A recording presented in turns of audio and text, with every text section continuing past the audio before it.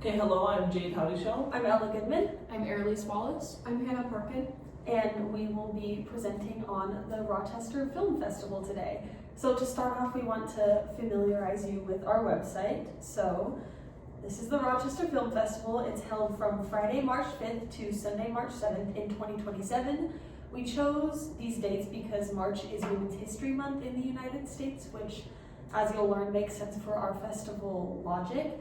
And Monday, March 8th is National Women's History Day. So that's another fun little event. So the Rochester Film Festival is a New York-based festival dedicated to challenging the phallocentric lens through which women are typically portrayed in film. Our goal is to feature films that position non-men as subjects rather than objects and ask viewers to confront their own internal phallocentric biases. For more information on this, we'll visit the Mission tab later. So, all film screenings will be held at the Little Theater in Rochester, New York, and all festival panels will be located at the University of Rochester. These are like a 10-minute walk apart, and Rochester has tons of public transportation, so they're easy to get between. And the Little Theater has a cafe for people that are interested in lunch. So, a little bit more about the mission. We take Laura Mulvey's arguments from visual pleasure and narrative cinema that patriarchal society has structured film form because of the way that phallocentrism has positioned women as the subjects of to be looked at-ness, meaning that women are presented as passive sexual spectacles meant for the male gaze. In other words, film often places women and other marginalized genders as objects of visual pleasure rather than fully realized subjects with their own agency. So, to challenge this cinematic tradition, the Rochester Film Festival seeks to showcase stories in which women and gender non-conforming people are not just seen, but are shaping their own lives. We hope these narratives that center non-men as complex and self-determining individuals disrupt the convention of phallocentric storylines in cinema by offering different ways of looking, framing, and understanding the human experience. So, this is our festival program. On Friday, we will have our welcome ceremony at noon, our premiere screening of the documentary Miss Maria Skirting the Mountain at 1, Beyond the Binary panel at 3, and then our final screening of the evening, XXY, at 6. On Saturday, March 6th, a festival-provided shuttle will depart from the Little Theater at 9 a.m. and arrive at the Susan B. Anthony House and Museum in about 10 minutes. We'll have a private tour, which we'll talk more about later, and then the shuttle will return to the Little Theater at 11. At noon, we have a screening of Perpetua. We have a feminist filmmakers panel at 3. There's a screening of the film Caramel at 5, and then the final screening of the night is Mustang at 7. And then for Sunday, March 7th, the festival-provided shuttle will depart from Rochester and arrive in Seneca Falls at 9. The shuttle will leave Seneca Falls at noon and get back to Rochester at 1. The first screening of the day will be The Watermelon Woman at 2. There will be a 4 p.m. panel about intersectionality on screen. And then our main film of the festival, Portrait of a Lady on Fire, will screen at 6. There will be a Q&A with the director at 8, right after the screening of Portrait of a Lady on Fire. And then at 9 p.m. we will have our award ceremony. And we will talk more about our awards later. And then this is our RSVP page. We have links to Google Forms that people can fill out. And when people RSVP to our excursion specifically, we'll email them with more specific times and information. So, we've already talked about what days the festival is, but we thought it would be good to have it in Rochester because it's like a feminist hotspot in the US. We were going to do Seneca Falls, but there are no movie theaters in Seneca Falls. But Rochester became a feminist center because it was home to influential activists like Susan B. Anthony. She lived and worked in Rochester for many years, organizing campaigns for women's voting rights and equal opportunities.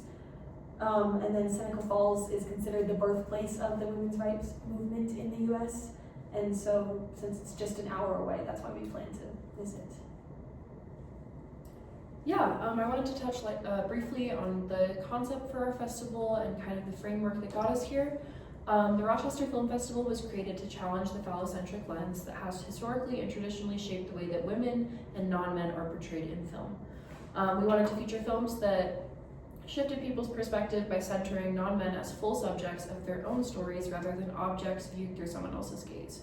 More than anything, we hope that these screenings help to encourage reflection, conversation, and a deeper overall awareness of the biases that shape the media we consume. We want to thank you for being here and for being a part of this year's festival. Yes, so our first day is Friday, so welcome to Friday. We are excited to showcase a diverse selection of groundbreaking international films over 3 days of programming. Our opening program, which is Beyond the Binary, centers on stories that challenge conventional ideas of gender identity and desire. So through thoughtful and nuanced storytelling, these films move beyond restrictive or objectifying portrayals, offering audiences perspectives that question dominant narratives and broaden our understanding of identity in cinema. So our featured films for the day are Miss Maria Skirting the Mountain, which is our documentary, and XXY. So we are honored to share these works with you, and we hope you enjoy the festival. Yeah, so our first film, we chose Miss Maria Skirting the Mountain. It is a documentary, and it will be held at 1 p.m. at the Little Theater. It is a 90-minute documentary. It was made in 2017, and it follows the day in the life of Maria Luisa, who is a transgender woman in a small Colombian town. It describes how basically what she faces in everyday life and her struggles, and how much these people spite her or can support her in this small town, especially in a Catholic town in Colombia.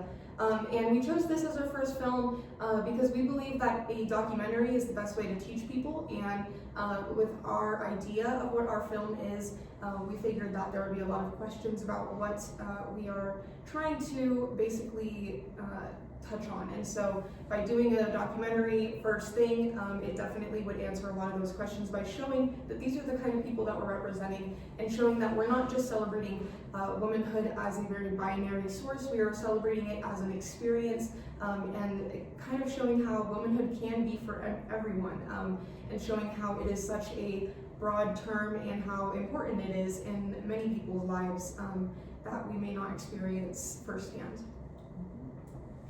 So our next film for Friday in the Beyond the Binary category is XXY, which is a 2007 film.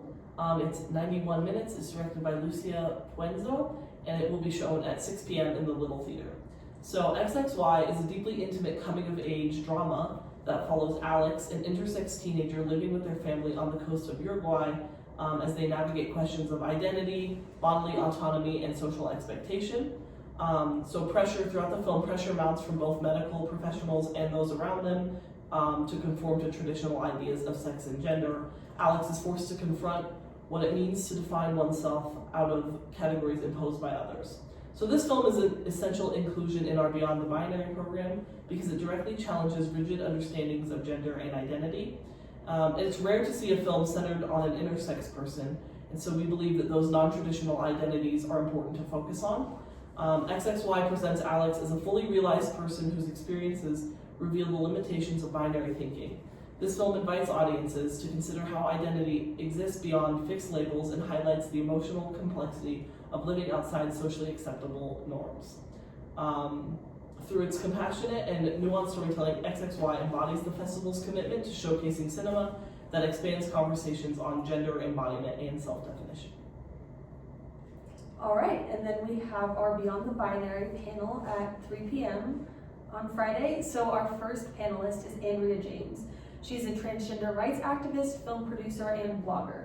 Her website, Transgender Map, is a resource that she has created to help trans people in the United States with their mental health and physical transition. So on her website, you can go and look up whatever state or city you're in and then find gender-affirming physical and mental health care around you.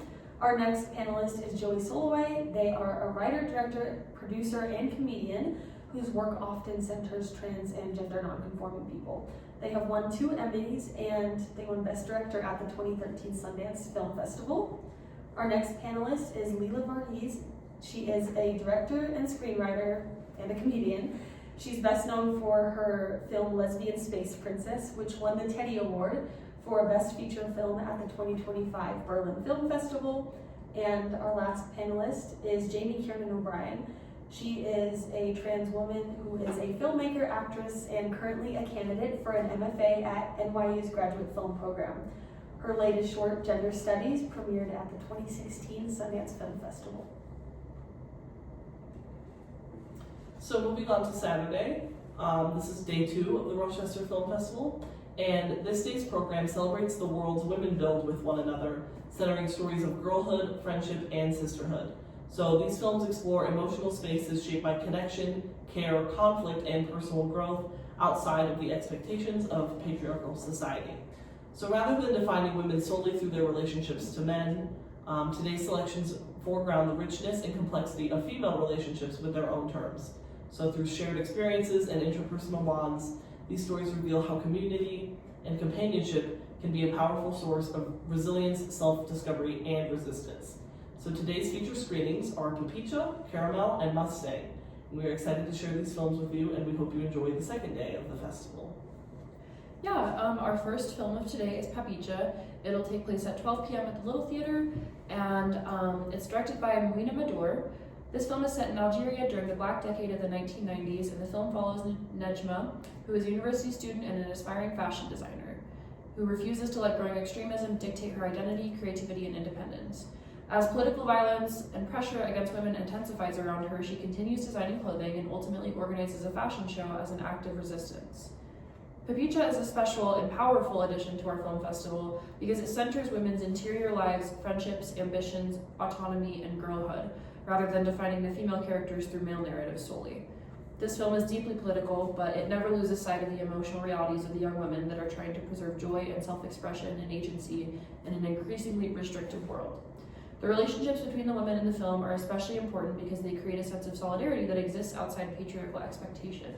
Rather than treating these women as secondary figures orbiting male protagonists, Papicha's characters are allowed to occupy the center of the story completely on their own terms. This part of our commitment to the women's perspectives and lived experiences directly reflects the vision of our festival as a whole. And then following this, we have a screening of the film Caramel at 5 p.m., also in the Little Theater. This film was directed and stars Nadine Labaki. The film takes place primarily inside a Beirut beauty salon where the lives of several women intersect as they navigate love, aging, sexuality, family expectations, and personal freedoms. This film is especially compelling for our festival and for this day's lineup because of its warmth and intimacy. Rather than relying on spectacle or a male-centered conflict, the film rather focuses on everyday conversations and emotional vulnerability between the women themselves. The beauty salon becomes more than just a setting. It's a microcosm of a community space where women are able to speak honestly about themselves, desire, insecurity, social pressure, identity, and more. This film also resists our phallocentric storytelling standards by refusing to define its characters solely through their relationships to the men. Instead, it emphasizes special female friendships and emotional complexities and the tensions between personal fulfillment and cultural expectation. Each woman is treated as a fully realized individual and character with her own interior world, which is exactly the kind of storytelling that our festival seeks to uplift. Together, Papicha and Caramel are both phenomenal films that demonstrate how cinema can kind of challenge the structures of explicit phallocentrism while also emphasizing girlhood and womanhood and the friendships that lie in between. So for our next film, we have Mustang. It will be held at 7 p.m. at the Little Theater. It's a 2015 film and it is 97 minutes long. It is a drama. And Mustang follows 5 girls in a Turkish village. They are orphans and they were caught playing with boys their age where they are accused of losing their virginity by playing with these boys. And so they undergo a medical examination to prove that they have not lost their virginity. And then they are locked inside of their house and beaten by their family members. Where one of the girls calls their house a wife-making factory where they're taught how to cook, clean, and become wives for their future arranged marriages. And then later on in the film, they start to resist this by one girl starts learning how to drive secretly, and then they start finding a women-only soccer team. And so it kind of shows how womanhood is not only can be used as shackles, but also it is used as a tool and it can be utilized and manipulated. And it kind of shows just how how important womanhood is to these people's lives and how it shapes their lives so strongly. And it's a critique over how womanhood can be used as a control over women's bodies, as well as a way to free themselves from that control. And so it highlights female solidarity, girlhood, agency, and resistance of systems seeking to silence and regulate women. All right, and then we have our feminist filmmakers panel taking place at 3 p.m. on Saturday. Our first panelist is Anna Lily Amarpour. She is a director, writer, and editor best known for her 2014 feminist film, A Girl Walks Home Alone at Night. This film very directly defies phallocentrism, so we feel that her presence on our panel will be meaningful to our festival and its logic. At the 2016 Venice Film Festival, she won the Special Jury Prize for her directorial work on the dystopian thrillers film, The Bad Batch. Our second panelist is Anne Pellegrini, who is an author and professor of performance and cultural studies at NYU.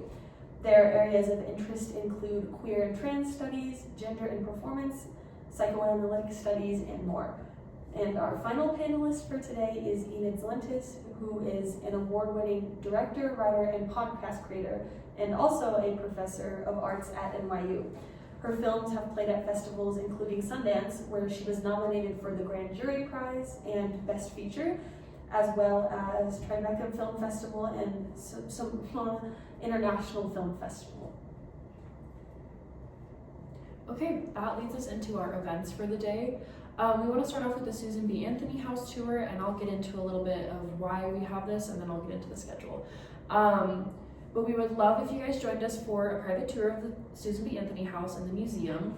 This morning's trip gives us the opportunity to connect the themes of the festival to Rochester's own history of activism and feminist organizing.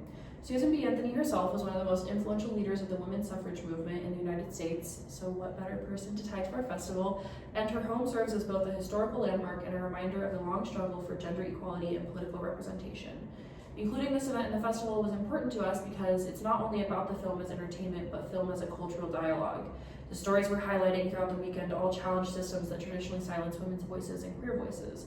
Visiting this site and its grounds helps to facilitate conversations in historical context and remind us that resistance, visibility, and the advocacy that we see have always been deeply connected to storytelling.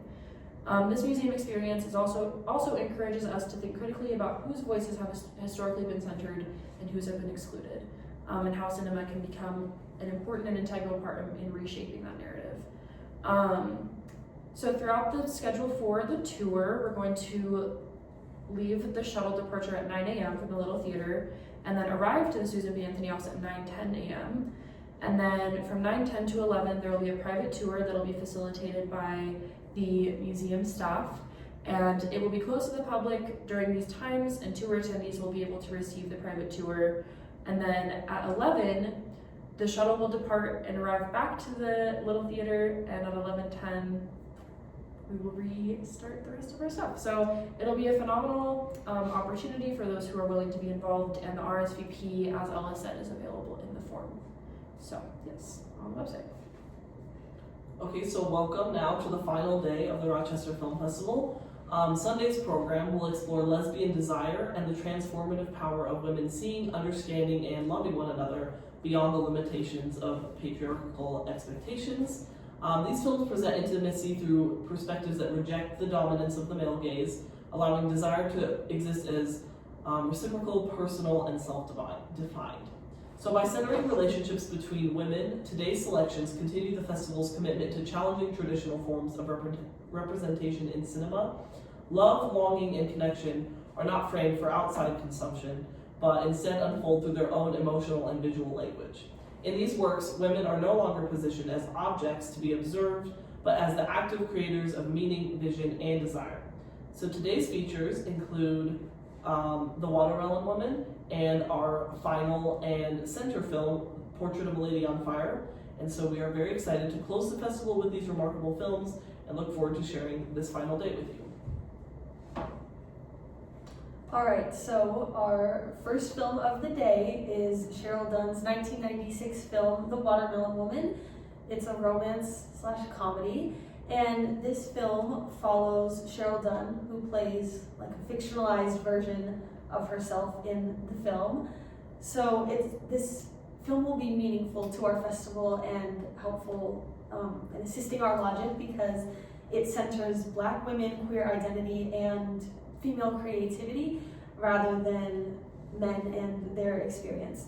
The story is driven by women, specifically Cheryl, researching, speaking, and creating, as well as defining themselves on their own terms.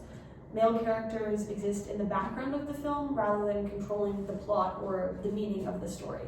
Through Cheryl's research of the watermelon woman, she reframes the way that this Black actress from the 1930s and 1940s that was shoved into this mammy archetype, she reframes the way that she is thought about and seen, not just in film, but in the eyes of history and culture. The film also challenges traditional Hollywood history by showing the way that Black lesbian and Black queer voices were erased from cinema and then reclaims and retells that story. A non-phallocentric film festival like the Rochester Film Festival is about highlighting stories that reject male-dominated perspectives. So we feel that this film will be a very meaningful addition to our festival. So our last film and our center film for this festival is Portrait of a Lady on Fire by Céline Sciamma, which is a 2019 film from France. It's a romance drama, and we will be showing it at 6 p.m. at the Little Theater. So again, our final film of the festival is Portrait of a Lady on Fire. It's a visually striking and emotionally intimate drama that follows the relationship between Marianne, a painter, and Eloise, the woman whose portrait she has been commissioned to create. So this film is set in 18th century France, and the film carefully traces the gradual development of their connection as desire, vulnerability, and understanding, and those things emerge through acts of observation and artistic collaboration. This is personally one of my favorite films, and it's a vital inclusion in our festival because it reimagines how women's desire and intimacy are represented on screen. Rather than framing its characters through a voyeuristic or patriarchal lens, Portrait of a Lady on Fire allows its protagonists to look at one another with agency, reciprocity, and emotional depth. The film challenges traditional cinematic conventions by centering the female gaze and presenting love between women as complex, mutual, and deeply human. Through its deliberate visual language and quiet emotional power, the film reflects the festival's commitment to showcasing stories that expand representation and create space for identities and relationships that exist outside the dominant narrative.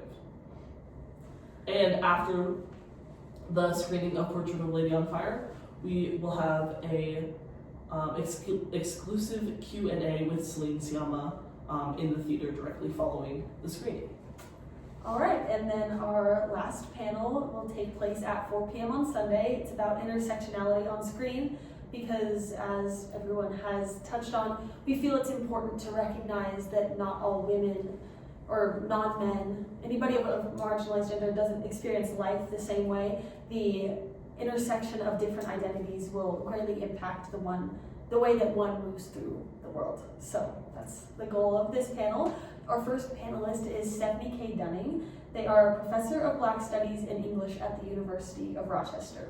Their research focuses on Black ecologies, queer ecologies, and Black feminist theory in film and visual culture. Our second panelist is Rachel Nadeau, who is a professor of art, history, and visual cultural studies at the University of Rochester. Her areas of interest include national identity and feminism in visual studies. Then, Cadence Bond-Thirault, who is a legal scholar and social justice advocate focused on policy, reproductive health, racial justice, LGBTQIA+ liberation, economic justice, and democracy reform will be a part of our panel. We thought that Candace was a meaningful addition to this panel because she very directly works with the way that women are marginalized in society and takes into consideration lots of different identities in her work. And then finally, we have Sarafa Malone, who is currently a student at Harvard. She is a national transgender youth activist whose work with other trans women of color started on the Roses Council. Her advocacy spotlights trans kids, specifically trans girls, in her home state of Texas. Alright, and now we have our second event, which is a trip to Seneca Falls. This is a privately held trip, and it is a site of extreme historical significance, specifically for women's rights. It is recognized as the birthplace of the women's rights movement in the U.S. In this tour, we will visit the Women's Rights National Historical Park, the Elizabeth Cady Stanton House, and the National Women's Hall of Fame. The Women's Rights National Historical Park was established in 1980 and is where the Elizabeth Cady Stanton House is. The Elizabeth Cady Stanton House is called the Center of Rebellion. It was the house of Elizabeth Cady from 1847 to 1862, and generally it is closed off to the public. However, park rangers can lead private tours. And then we have the National Women's Hall of Fame, which was founded in 1969 and includes women such as Helen Keller, Amelia Earhart, and Eleanor Roosevelt. So to RSVP to this event, because it is RSVP only, please visit our website. And so now for the Seneca Falls event schedule. At 8 a.m., the festival provided shuttle will depart from the Little Theater, and then at 9 a.m. It will arrive at the Women's Rights National Historical Park in Seneca Falls. At about 10 a.m., the festival provided shuttle leaves the Women's Rights National Historical Park and arrives at the National Women's Hall of Fame at about 10:05 a.m. At 11 a.m., the festival provided shuttle departs from the National Women's Hall of Fame and heads over to the Elizabeth Cady Stanton House at 11:05 a.m. And then after the Elizabeth Cady Stanton House at 12 p.m., it will leave and it will arrive back at the Little Theater at about 1 p.m. Yeah, and then if we just wanted to briefly get into summarizing kind of how our award ceremony will work, it'll take place at 9 p.m. at the Little Theater as well. All the award recipients will be selected by our festival jury, which we'll get into in just a second, except for the audience award. And we will have categories of the Best Queer Film, Best of Festival, and the Audience Award that will be audience nominated. All the audience award nominating and voting will take place at the beginning of the award ceremony at 9 p.m. Through our link, which I think Jade will get into. And then the Rochester Film Festival will provide one Scantron sheet to each attendee for voting. So that is how we will maintain standards and making sure that voting is equitable and fair. So our festival jury members this year are Karen Kusama. She's an American filmmaker who made her directorial debut with the film Girl Fight in 2000, for which she won Best Director and the Grand Jury Prize at Sundance. And she's worked on a number of other prominent films, including The Invitation from 2015 and Jennifer's Body, and TV shows including Yellow Jackets. And she has described herself as a feminist unapologetically and is passionate about feminist film. So we thought she would be a good addition to our festival. Our next jury member is Sydney Freeland, who's a Native American and transgender filmmaker. She's a citizen of the Navajo Nation, and she wrote and directed the film Drunk Town's Finest, which garnered numerous acclaims after premiering again at the Sundance Film Festival. Then we have A.L. Steiner, who is an American multimedia artist, so we wanted to bring another perspective in outside of film. They're an author and educator based in Brooklyn, New York. Their solo and collaborative art projects use constructions of photography, video, installation, collage, and performance, and their art incorporates queer and eco-feminist elements. And lastly, we have Ava DuVernay, who is also an American filmmaker, writer, and producer, whose work explores race, identity, and social justice. She was the first Black woman to direct a film nominated for the Academy Award and for Best Picture at the Academy Awards, and founded the independent film collective Array to amplify underrepresented voices. And next, we would like to thank our sponsors that are supporting our Rochester Film Festival. It is all made possible by the Little Theater, NYU, and the University of Rochester. All right, and then we have a link to our website at the bottom of our brochure, which we've already gone over. We hope that you are interested in the Rochester Film Festival and that you will attend, and we hope to see you in March. Thank you. Thank you.